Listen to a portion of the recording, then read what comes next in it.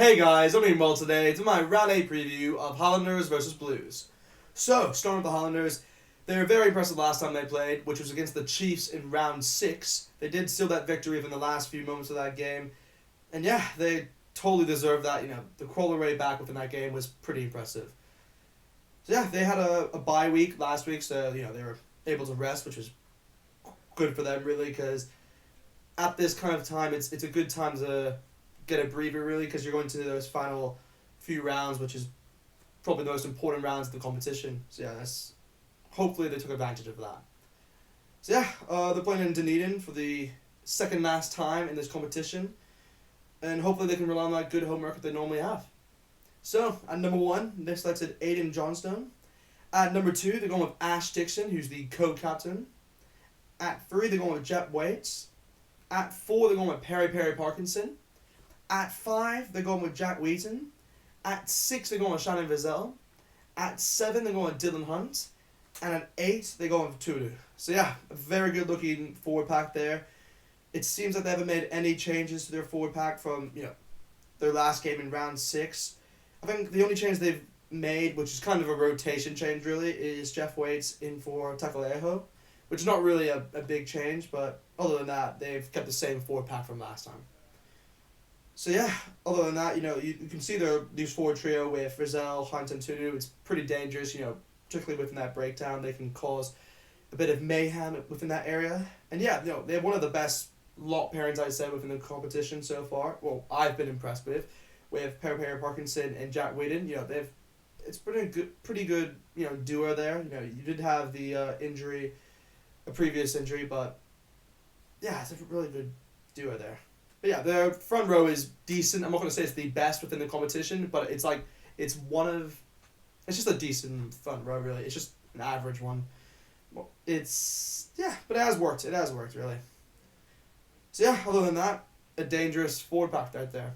So, moving on to the backs. At number 9, they selected Aaron Smith, who's the other co-captain of the side. At number 10, we have the return of Josh Ioane. At 11, we have Scott Gregory. At 12, we have C.O. Tompkinson. At 13, we have Michael Collins. At 14, we have Josh McKay. And at 15, we have Mitch Hunt. So yeah, very good looking back line there, particularly with Josh Ioane, the big name right there, who's coming back into the side. I think he had an injury in the first round where he came off the bench, which I think was a groin injury. So he wasn't able to play for pretty much the whole entire competition up until now. So yeah, it's just good to see his face in the side, because he's just one of those players who can spark a side really just with his ability and skill. So yeah, other than that, they have also put Michael Collins within the 13 role, which is, you can say, kind of odd really, because he's normally a fullback, but Michael Collins did originally start within the center role, so maybe he'll be able to be familiar with that role. We'll have to wait and see. And yeah, because of Josh Ioane coming back to the side, Mitch Hunt is being put into the 15 slot, which is okay, really, because Mitch Hunt has been one of those, has arguably been their most informed player within this side, I'd say, so far, within this competition. You could say it's him, Aaron Smith, and maybe Tudu, I'd say, are probably the 3 that I would mention have been the most informed for them. But yeah, other than that, that's with their backs. Moving on to their bench, they have a really solid bench actually. They have the likes of Liam Coltman, they have Takalahi, I mean, they have Bryn Gatlin, and they have Jordan Orecki. So yeah, it's a pretty good bench right there. They have a few solid players who you can make an impact with that second half, which is what you need really, because with the Blues, their bench normally has a lot of depth. So one way to counter them, or to eventually get a win against them, is the stack all the players within your bench. So yeah, it seems like the Highlanders have done that, and we'll have to wait and see if it works. So yeah, other than that, I think that's it with the Highlanders. I mean, the one name that actually isn't on this list is Nene Mills-Scudder, which is kind of surprising really, because we expected him to at least make his debut for the club already, but it seems that what will most likely happen is that he won't be making his debut for the Highlanders within this competition, but will be making it within the next Super Rugby season, I'll say, because we're not sure if it'll actually be Super Rugby, but the next comp which the Highlanders will be in.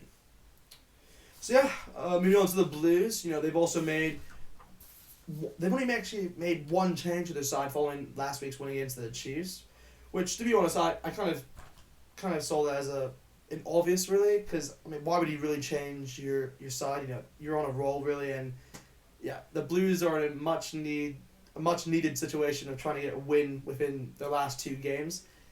Man, this is gonna be, yeah, this will be a tough game for them. You know, they do have a bye week next week, so this game really matters a lot for the Blues, because if they do win this game, then they can have a rest week and then they can really focus within that Crusaders match.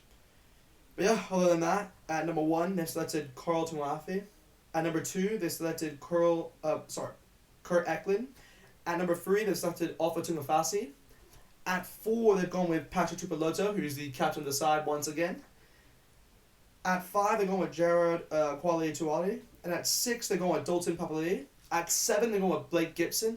And at 8, they're going with Akira Ioane.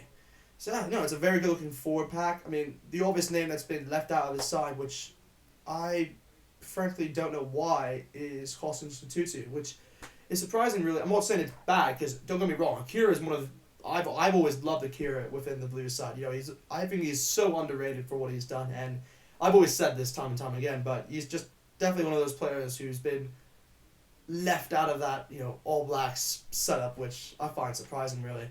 But yeah, no, it is weird to see that Hoskins Tutu isn't playing with it. He's not even on the bench as well, so that's a weird one. But yeah, hopefully Akira does well within this game.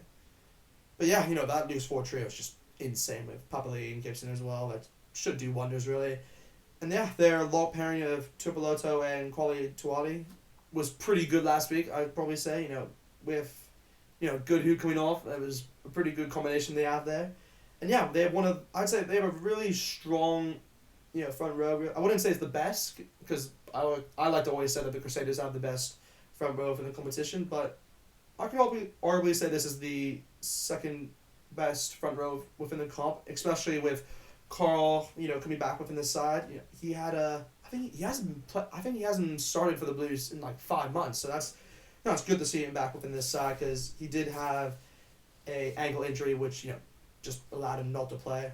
But yeah, no, he's definitely solid, and he will be replacing Alex Hodgman, who's been in pretty good form, really. I'd say he's probably the in-form prop, I'd say, for the Blues, which is surprising to hear, because, you know, you also have Alpha Tungafasi, who's just, yeah, he can give you a 7 out of 10 performance every day of the week. So yeah, no, it's good. It's just good to see Carl back within the side.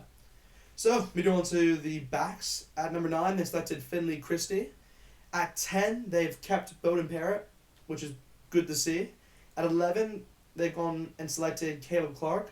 At 12, they're going with TJ Fani. At 13, they're going with Rico Fani. At 14, they're going with Mark Talea. And at 15, they're going with Matt Duffy.